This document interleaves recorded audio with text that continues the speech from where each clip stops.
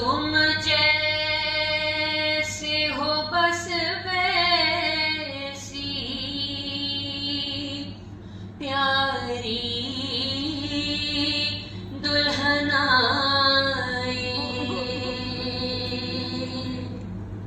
Sir पे अगर सेहरा सजाना,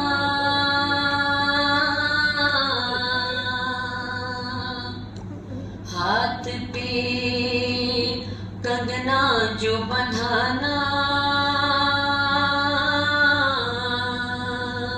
सर पे अगर सेहरा सजाना, हाथ पे कंगना जो बंधाना, भैया मुझे भूल जाना, भैया मुझे भूल जाना।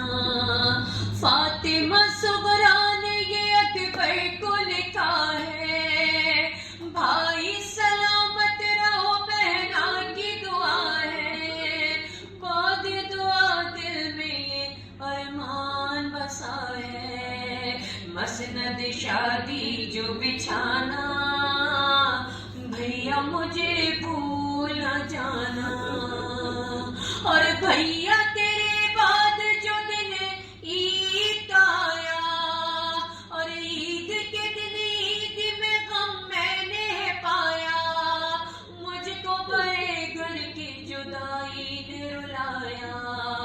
दुखी मेरा सबको बताना, भैया मुझे भूल जाना। और सुनती हूँ करबल की बहुत गर्म हवा है, अम्मा से कहना कि ये सुगरा ने कहा है, फूल सांस घर जो मेरा साथ गया है, धूप से जब उसको बचाना, भैया मुझे भूल जाना।